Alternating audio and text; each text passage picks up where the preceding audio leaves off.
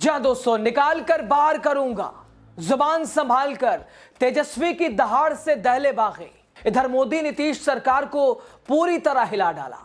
तो दोस्तों, आखिर तेजस्वी यादव ने किसे दहाड़ा और किसे अल्टीमेटम दे दिया, और वो कौन है बागी जिनको तेजस्वी यादव की चेतावनी मोदी, नीतीश, शाह सभी को तेजस्वी ने लपेट दिया। पेश है एक रिपोर्ट, देखिए आप पूरी। जी हाँ दोस्तों, आरजेडी नेता तेजस्वी यादव ने जो कहा उससे न सिर्फ आरजेडी के अंदर बागी तेवर दिखाने वाले एक कद्दावर नेता दहल गए होंगे, इसके साथ ही बिहार के मुख्यमंत्री नीतीश कुमार से लेकर दिल्ली से देश को चलाने वाले प्रधानमंत्री नरेंद्र मोदी भी सोच में होंगे।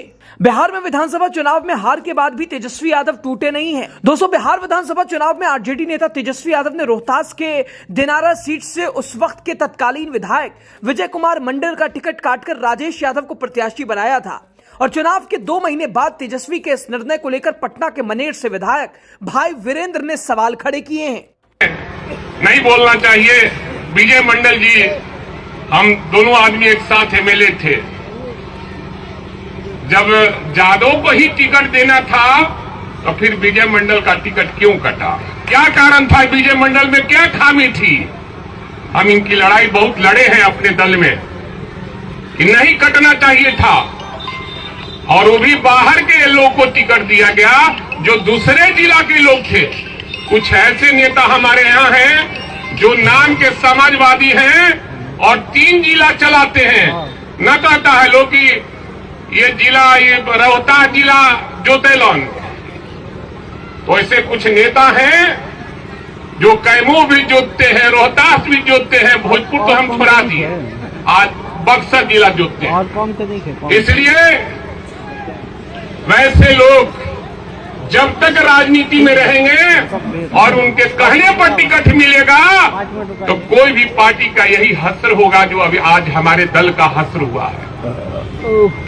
जिस दल में भाई वीरेंद्र ने पूछा कि आखिर क्यों विजय कुमार मंडल का टिकट काटकर दिनारा से दूसरा प्रत्याशी राजद ने उतारा, जिसका खामियाजा उस सीट पर पार्टी को चुनाव में भुगतना पड़ा है। अब भाई वीरेंद्र ने जहां पार्टी के अंदर प्रत्याशी के गलत चयन को लेकर सवाल खड़ा किया था, यानी बात साफ है कि तेजस्वी यादव ने जो प्रत्याशियों का चयन किया था उस पर सवाल खड़ा किया। अब इस पर तेजस्वी यादव ने गजब की दहाड़ मारी है। सब लोग मजबूत हैं, हम लोग कमजोर नहीं, हमारा समय कमजोर है। समय आएगा जब बिहार में गरीब राज करेगा। तो आप सब लोगों का इस अवसर पर आने के लिए आप लोगों का दिल से धन्यवाद देते हैं। कर्पूरी ठाकुर जी अमर रहे। जय हिंद। तो तेजस्वी क्या कर रहे हैं? हम लोग कमजोर नहीं, हमारा समय कमजोर है। समय आएगा जब बिहार में गरीब राज करेगा। ये ना सिर्फ भाई वीरेंद्र को जवाब था, इसके साथ ही ये मोदी नीतीश के लिए चेतावनी रही। तेजस्वी यादव ने पराजय को पीछे झटकते हुए संघर्ष की राह पर आगे बढ़ने के लिए पार्टी जनों को आह्वान किया। वहीं विक्षुबंधु को सचेत करते हुए उन्होंने भ्रम से बचने की सलाह दी। चुनावी प्रक्रिया पर उंगली उठाते हुए कहा कि चुनाव में लोग का हारा और तंत्र जीता। पूरी मशीनरी के साथ मीडिया तक हमारे विरुद्ध लगा हुआ था, फिर भी राजद को 1.90 करोड़ वोट मिले। तेजस्वी अपराधी है तो भाई जेल में बंद करो ना। अगर मेरे ना रहने पे भी तुमको तकलीफ थी, रहने पे भी तकलीफ है, चुप्पी साधे हुए तब भी तकलीफ है, बोलते हैं तब भी तकलीफ है। पूरा चुनाव हो गया, बिहार में जश्न नहीं मना केवल भाजपा कार्यालय और जदयू कार्यालय में केवल मना, पूरे बिहार में नहीं बना। चर्चा चुनाव के बाद तेजस्वी की हारने की हो रही है, ना कि इनकी जीतने की हो रही है।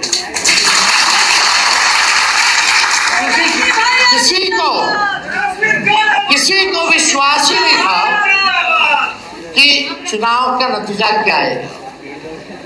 लेकिन जिस दौर में हमारा देश है, केवल बिहार की बात, यहाँ जो लोग डेरा डाले हुए थे, प्रधानमंत्री कूद करके हर हफ्ते आते थे, गृह मंत्री तो मौर्य को अपना घर बना लिए थे, पूरा भारत सरकार मंत्रिमंडल लग रहा था कि देश में और कोई काम नहीं बचा, बस बिहार का चुनाव है। आज कहाँ है मोदी जी जो आप कहते थे 56 इंच? कौन से गाना गा रहे थे? आज क्या हालत है बिहार का? कौन लोग है भाई एक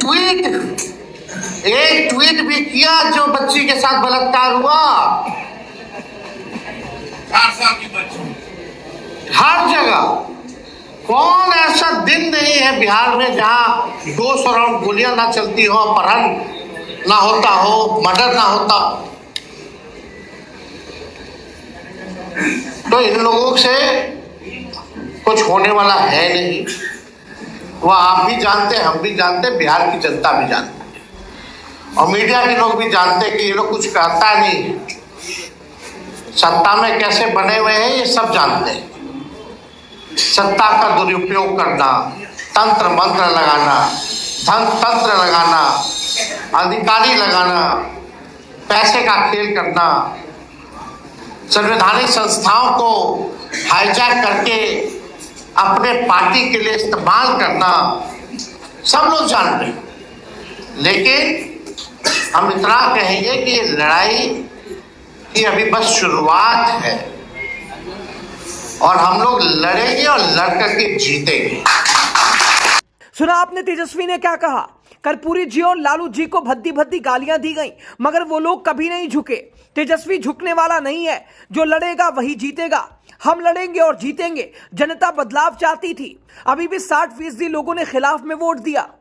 कर्पूरी जी को कितनी भी भद्दी से भद्दी गालियां क्यों ना दी गई हो, लालू जी को भद्दी से भद्दी गालियां क्यों ना दी गई हो, लेकिन वो लोग दोनों नेता ऐसे रहे कि झुके नहीं। हमेशा अंतिम सांस तक कर्पूरी जी ने लड़ाई लड़ी।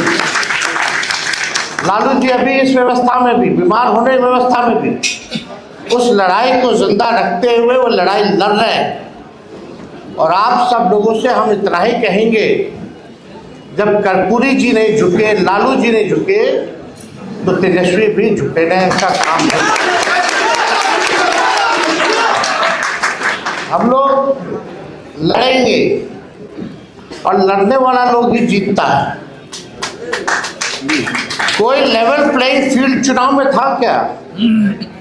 मीडिया आपके साथ नहीं है, पूंजीपति आपके साथ नहीं है, संवैधानिक संस्थाएं आपके साथ नहीं है, अधिकारी, बेईमान अधिकारी, सब लोग, पूरा सिस्टम चुनाव में जो है लड़ा।